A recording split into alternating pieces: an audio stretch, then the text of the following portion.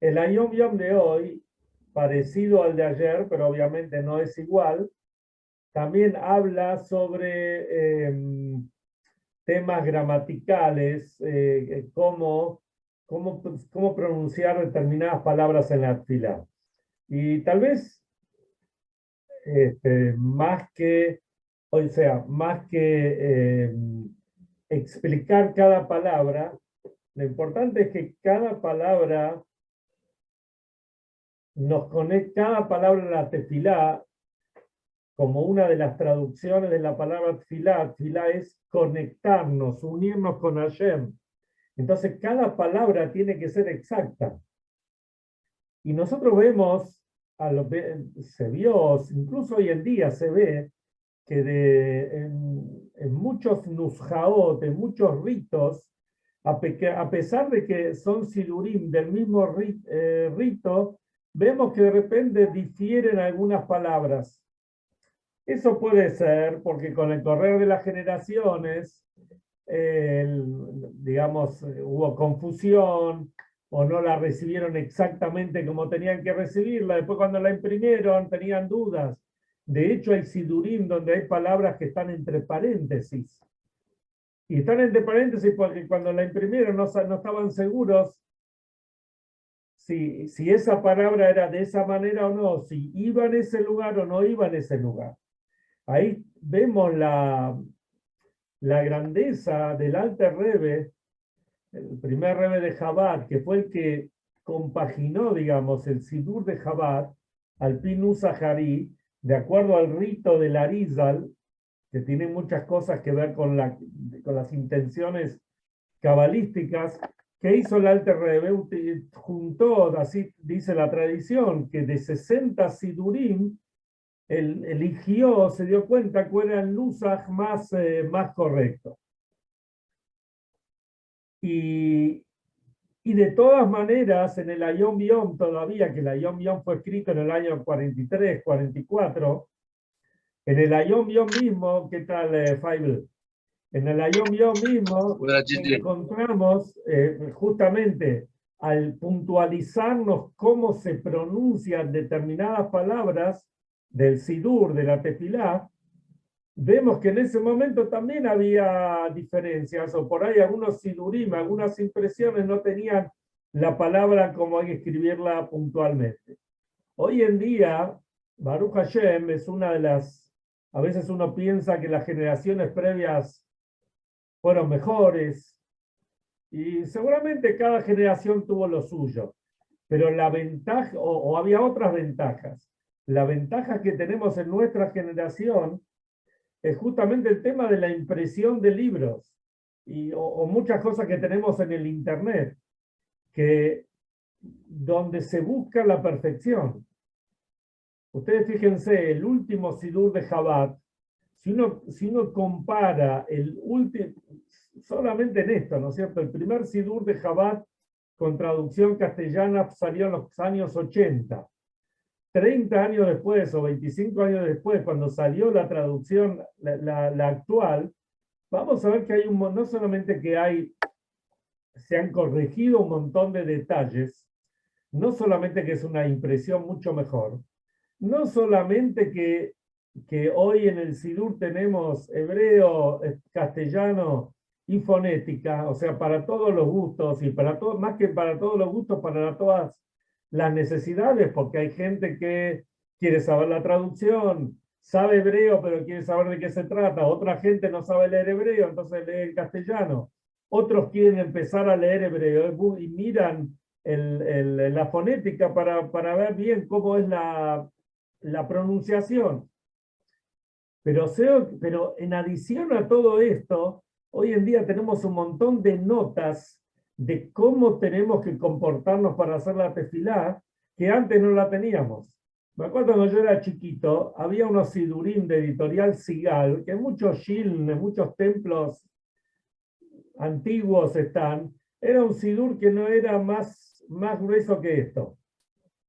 Y bueno, para mí, yo hoy en día tengo que decir que fue una ventaja aprender a rezar con ese sidur, o con esos sidurim, porque si me arreglaba con ese sidur, que tenía lo mínimo indispensable, hoy en día, con los sidurim que ya vienen completos y recontra completos, sin con todas las indicaciones, es mucho más sencillo. En esos sidurim no decía cuándo uno tiene que pararse o cuándo uno no tiene que pararse. No decía, anda a esta página, anda a la otra y arreglate. Hoy tenemos todo seguido en cada una de las tefilot. Entonces, bueno, estas ventajas son las que tenemos que aprovechar en nuestra era, en nuestra generación. Te voy a decir más, incluso el último Sidur, Teilat Hashem, el último Sidur de Chabad, la última impresión, se puede decir, donde hay un montón de agregados, realmente han hecho un trabajo, se puede decir, maravilloso, porque buscaron, digamos, diferentes fuentes basadas en las costumbres del Rebbe y de otros Rebbeim anteriores, y lo pusieron todo ahí para que la persona sepa exactamente qué es lo que tiene que hacer y de dónde está sacado. Y les digo, gente como yo, digamos, que Baruch Hashem aprendí de chiquito, sigo aprendiendo cosas si aprecio lo que dice en la letra chica. Muchas veces la letra chica en el mundo, cuando se habla de la letra chica, es para arruinarnos la vida. En el judaísmo todo lo contrario, si leemos la letra chica nos enriquecemos y aprendemos a servir a Hashem de una forma más perfecta. Y esto podemos relacionarlo con la parshá de la semana, pero antes de hablar de la parshá de la semana, les voy a contar una historia verídica. Hace unos 130 años atrás, o sea, a fines del siglo XIX, en Viena había una chica que era hija de una familia bien ortodoxa, que se llamaba Rachel Schiff. Esta chica Rachel Schiff tenía una voz espectacular. O sea, no solamente que cantaba lindo, sino que tenía una voz, creo que para mujeres se dice soprano, donde las que la escuchaban, digamos, alababan la voz que esta mujer tenía. De alguna forma, no sé cómo exactamente, había un empresario, digamos, un tipo que se ocupaba de espectáculos en la ópera. Ustedes pónganse a pensar, fin del siglo XIX, para atrás, si miramos, y para adelante también, la ópera era lo máximo, y la ópera de Viena habrá sido de los lugares más importantes del mundo. Entonces, este hombre la cita a esta chica y le dice, mira, te ofrezco un contrato, que era un contrato espectacular, para que sea famosa, para que tenga muchos buenos ingresos, pero lo que tenés que hacer es cantar en la ópera de Viena. De acuerdo a lo que dice el Talmud y a la ley judía, una mujer no puede cantar delante de hombres. Eso lo podemos hablar en otra ocasión, los motivos, pero así es la halajá, así es la ley. No debe hacerlo una mujer. Una mujer religiosa, por lo menos, observante de Torah y Mitzvot. Pero la realidad que lo que le estaban ofreciendo era algo, fama, dinero, cambiaba toda su vida y no sabía lo que hacer. Entonces se fue a hablar con un rebe que había en esa época, era el Rabbi Yoshua, Abraham Yoshua Eshel de Kopichnik, y el rebe la escuchó todo lo que ella decía, y la chica no sabía lo que hacer. ¿Qué quiere decir? Sabía lo que tenía que hacer, pero ella quería hacer otra cosa. Entonces el rebe le dice así: si yo te aseguro que vas a tener un hijo, que ese hijo va a ser luz para las naciones, va a ser un sabio de la Torá y va a difundir la Torá por todos lados, ¿aceptarías eso a cambio de lo que te están ofreciendo? La chica dijo, seguro que sí. Y eso fue lo que el Rebbe le ofreció. Y la chica desistió del ofrecimiento. Ella se casó con un señor que se llamaba Yosef Tzvi Bosner y tuvieron un hijo que se llamó Shmuel. Con mucho sacrificio, la familia llegó a Eretz Israel, llegó a la tierra de Israel.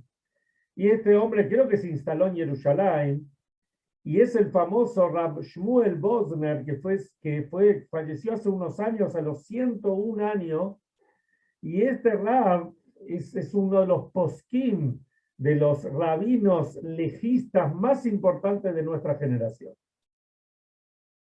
Miren lo que es el sacrificio de una madre o una futura madre judía.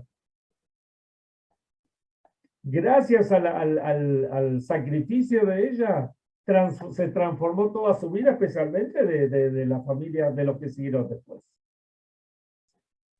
Pero entonces cantó ella. No, ella no cantó. Ella desistió de cantar. Ella recibió la brajá del Rebbe en lugar de ir a cantar a la ópera. Claro, ahora ¿Está bien? sí, perfecto. Correcto. Bueno, la parshá de la semana dice, Vayomer Hashem el Moshe Belarón, o sea, Emor el Kohanim de Amartaleem. Vas a decirle a los Kohanim y le vas a decir a ellos. Preguntan los sabios, ¿por qué repite Emor de Amarta? Por un lado, le vas a decirle y le vas a decir. Explica Rashi y traen los comentaristas que esto se refiere a que, justamente acá trae las leyes de los Kohanim. Hoy tenemos acá un representante de los Kohanim superiores acá de la provincia de Entre Ríos y toda la Mesopotamia. Explica cuáles son las leyes de los Kohanim, pero pone énfasis en que no es solamente que el Cohen tiene que saber cuáles son las reglas, las leyes que le competen a él, sino más aún, el Cohen tiene que transmitirle a sus hijos. Y la Torá dice, Leazir Dolim alaktanim, que los mayores, los grandes Dolim, prevengan a los más chicos. Y acá vamos a ver toda una explicación, más que explicación, cómo debemos educar a nuestros hijos. Y uno puede pensar, bueno, la verdad que este shiur puede ser que por lo general los que participamos ya somos reides o estamos en edad de ser reides, de ser abuelos. Pero primero que el shiur lo escucha mucha gente, por un lado. Pero por el otro lado, nosotros que ya somos mayores, a la edad que tenemos, también tenemos que conocer y saber esto. Porque la responsabilidad de cada yehudí es solamente, uno puede tener hijos naturales, los hijos propios, y después están los hijos de la vida. Y los hijos de la vida me refiero a todas aquellas personas que uno puede influir sobre ellas. Y eso es como un niño espiritual. Entonces, es muy importante que uno sepa. Ahora, ¿cómo tenemos que hacerlo? Y acá viene algo realmente que uno se pone a pensar. Uno tiene un hijo. Hablemos acá de un Cohen, o puntualmente, porque esto es lo que dice la Torá. El Cohen tiene dos puntos que son centrales en su vida. Primero, el Cohen no puede casarse con cualquier persona. O segundo, no importa. El Cohen no puede casarse con cualquier persona. Tiene que casarse con una persona, no solamente física, sino espiritualmente íntegra. En general, todos nosotros tenemos que buscar siempre, cuando buscamos nuestra pareja, buscamos que sea la mejor mujer o el mejor hombre, si es una mujer, que sea íntegro. Pero el Cohen tiene que mirar más detalles. No puede venir de una prohibición, por ejemplo, alguien que no es Cohen se puede casar con una mujer divorciada no hay ningún problema. Sin embargo, un Cohen no puede casarse con una divorciada. Y un Cohen tiene que mirar más detalles todavía cuando busca quién va a ser su pareja. Lo mismo pasa con la pureza e impureza.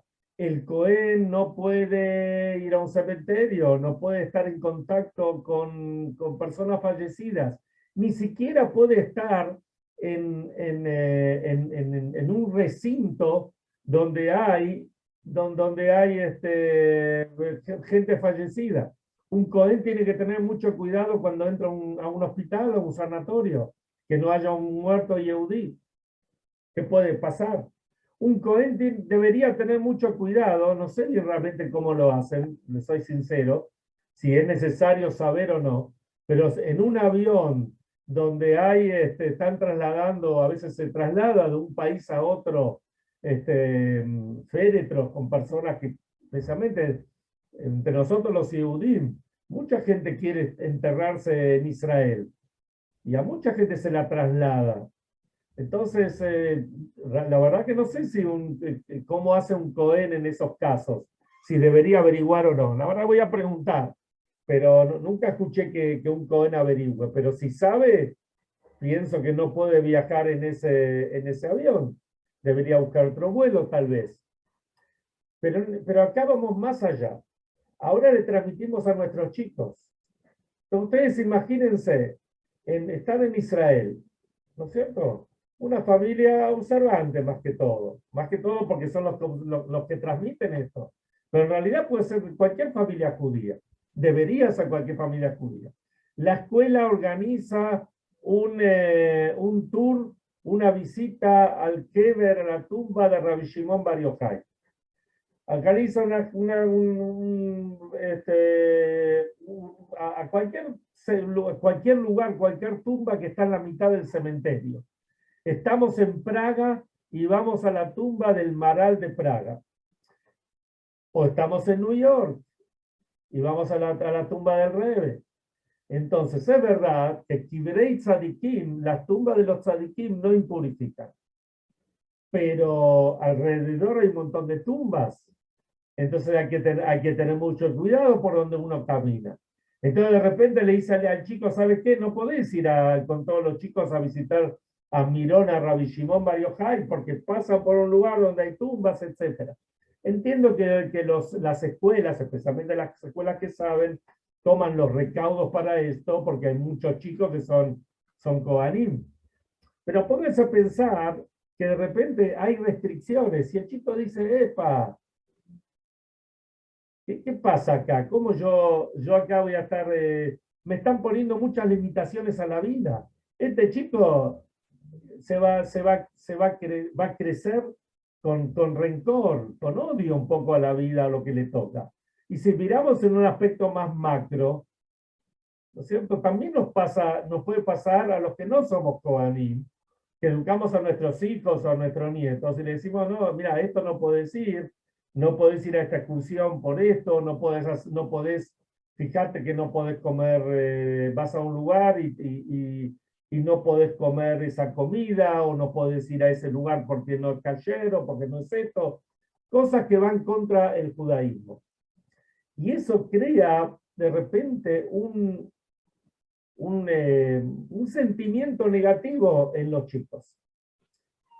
Para entender esto, vamos a mirar que hay 3 lugares donde la Torá utiliza esta frase, Leazir Gdolim al Aktarim, que tiene que ver con previsiones, que los padres tenemos que preocuparnos por los chicos y la Torá nos previene en una forma puntual. Una es que no se puede comer sangre. Otra es que no se puede comer sheratzim. Sheratzim son reptiles, cosas que se arrastran por la tierra. Y otra es esta, la de esta semana, la que dice la parashá de esta semana, que los Kohanim no pueden impurificarse. Y acá tenemos 3 cuestiones, esto el Rebbe trae en una carta, tenemos 3 cuestiones que atraen a la persona. o atraen o alejan a la persona. Dice que la Torá dice que la persona tiene que ser hazak. Hazak es una fortaleza especial para evitar comer sangre. Se ve que en otras épocas, en otras culturas o civilizaciones, la sangre era que atraía mucho, alimentos que atraen mucho. Entonces, a veces uno habla con gente y habla sobre el kashrut, pero cuando hablamos del kashrut, no le decimos directamente, hacer la casa kasher, kasherizar toda tu casa, porque nadie puede hacer eso.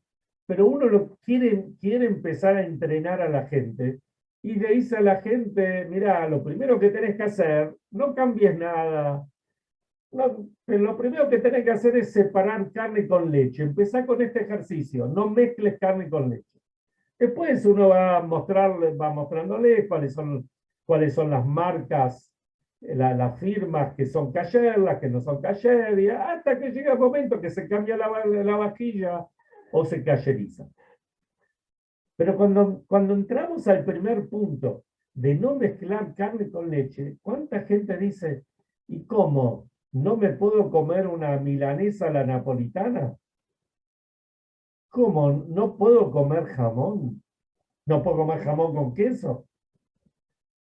Y yo, le soy sincero, yo que vengo en este punto, vengo de un mundo totalmente diferente, porque en mi casa, Baruch Hashem, siempre se comió kasher, por eso transmito mi experiencia.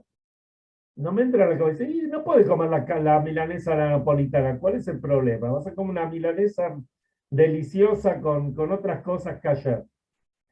Pero evidentemente la Torá nos está diciendo, hay cosas que atraen a la persona. Y atraen hasta tal punto que uno tiene que ponerse muy fuerte. Vemos que Roberto Israel llegó a casa, y por el otro lado, hay cosas, a ver, uno se pone a pensar. Yo también, hablo de mí acá, ¿eh? ¿Cómo puedo comer un reptil? Voy a comer ahí una rana, voy a comer un sapo. Se comió un sapo, ¿no? Se tragó un sapo, el famoso dicho. Pues la verdad, uno va a comer sapo, pero evidentemente hay gente que le atrae eso. Entonces, o sea, hay cosas, o sea, hay diferentes tipos, y el chico puede venir con esas cosas. El chico puede venir con cosas que tienen que ver con lo que le gusta a todo el ambiente, que eso está representado en la sangre, que hay que ser muy fuerte para no comer eso.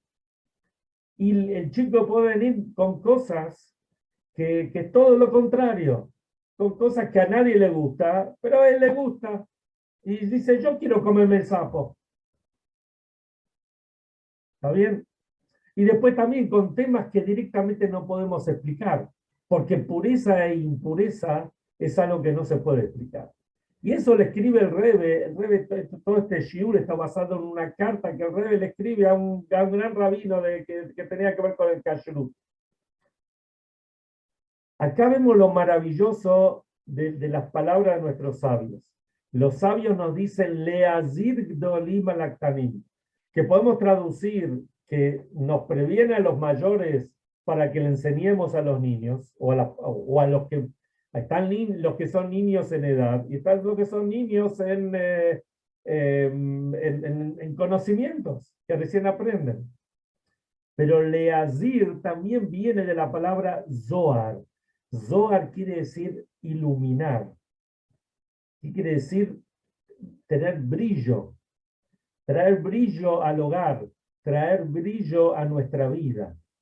Entonces, cuando nosotros educamos ¿cómo decís?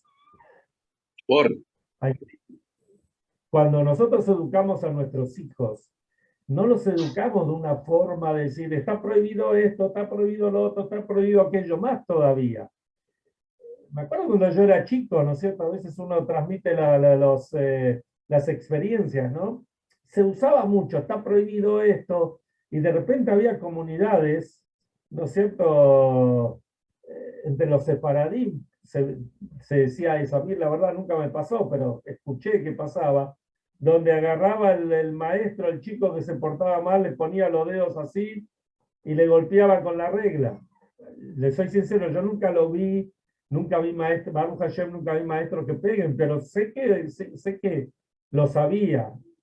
Hoy en día, directamente un maestro que pega va preso, pero en aquella época se usaba así, o algunos usaban así. Y la realidad demostró que aquellos que educaron a los hijos de esa manera, no se puede. ¿Y por qué no se puede? Porque no se puede. Y en vez de decirle al chico no se puede, es decir, se le puede decir de otra manera. Hashem te dio un don tan grande que por eso vos no entras al cementerio. O hay cosas que no haces, o no te puedes casar con cualquier mujer. No como un defecto tuyo, nuestro, si somos Kohanim. Al contrario, por un don especial que Hashem nos dio. Entonces el Cohen tiene que sentirse orgulloso de esto. Porque uno puede decir, no, el Cohen no puede estar impuro, porque si va a estar impuro, no hacen la boda del Bet HaMikdash. No tenemos el Bet HaMikdash ahora. Y al chico decirle, sí, viene Mashiach, ya viene. No, está bien, está todo muy lindo. Y es verdad que nosotros creemos en eso. Y tenemos la plena confianza que Mashiach llega en ese momento. Ustedes saben que dice que el Cohen no puede emborracharse. ¿Por qué? Porque si se emborracha, llega Mashiach, no puede hacer la boda en el Bet HaMikdash. Entonces, pero uno no lo tiene que mostrar del lado negativo, sino tiene que mostrarlo del lado positivo. El orgullo que uno tiene, hay cosas que uno no puede hacer. Yo me acuerdo cuando era chico, se decía en Yiddish, se decía, se passt nicht, es passt nicht, que quiere decir, esto no es para vos, vos no podés hacer esas cosas. No corresponde que alguien que tiene esta educación, y no solamente para cuestiones de judaísmo, por cualquier cosa, ¿no es cierto? Hay cosas que uno no puede hacer, porque no corresponden, porque no va con uno. Y el Yehudí tiene que, esto es lo que tenemos que transmitir a nuestros hijos, transmitir el orgullo que tiene un Yehudí, y el brillo que tiene un Yehudí al hacer lo que el Yehudí tiene. Y ese es el mensaje de la Parashá de esta semana. Termino con un pequeño maíz, que son unas nenas, vieron los que conocen a mi tío Iser, que viene al Shil, Iser Kirchenberg, que viene al Shil acá en Agüero muchas veces. Mi tío Iser tiene una nieta, hija de mi primo Yossi Kirchenberg, que viven en New York ya hace muchos años, la esposa es americana, y una de las hijas de él se casó con un muchacho que se llama Henning. Y estos Henning son shluchim en China. Imagínense en China, cuando fue en general en China no es tan fácil la crianza de chicos judíos. Y cuando fue la época de la pandemia, les estoy hablando de China, cuando se organizó el Kinus HaShluchot, el Congreso de Shluchot, en enero del 20, esto fue en enero del 2022, o sea, hace un año y medio más o menos, como no les permitían salir por el tema de la pandemia, todavía no podían salir de China, entonces no pudieron ir las nenas con la mamá, no pudieron ir al Kinus HaShluchot, al Congreso de Shluchot. Una se llama Hani y otra se llama Musi. Entonces lo estaban mirando, como nosotros ahora estamos mirando el Kinus por la pantalla. Entonces, en una de las actividades, supongo que era el banquete central, donde había miles de shluchot, entonces la maestra de ceremonia, no sé, la que estaba, la MC, dice, y ahora vamos a aplaudir especialmente a aquellas familias, y especialmente aquellos chicos y nenas que de repente no pueden venir porque no tienen un ambiente, y no tienen una escuela, y no tienen amigas, y tantas cosas, y están sufriendo. Entonces, un aplauso especial para todas ellas. Y estas dos nenas no se dieron por aludidas, no pensaron que se refiere a ellas, porque a ellas tienen tanto amor y cariño y tanto brillo en su judaísmo que no entendieron que se referían a ella. Entonces una le dice a la otra, Hani a Musi o Musi a Hani, vamos a aplaudir nosotros también para todas esas nenas que pobrecitas no tienen todo lo que tienen que tener. Entonces, ¿qué vemos? Que cuando uno le muestra a los chicos lo que tiene que mostrar, los chicos son los grandes, lo hermoso, lo maravilloso, lo brilloso que es el judaísmo, entonces lo que son impedimentos para otros, para algunos, para otros son ventajas. Para un Hashem, a mí no me pasa todo eso. ¿Cómo no me pasa todo eso? Sí, te pasa, pero ni me doy cuenta porque yo tengo tantas cosas acá. Estoy tan orgullosa, dirían las nenas, de ser shluchot del Rebbe y que podemos enseñar a otros y tenemos la posibilidad de cumplir mitzvot, etcétera, etcétera, que otros no lo pueden hacer, entonces, ¿cómo no voy a estar contento? Esto es uno de los mensajes de la parsha de la semana.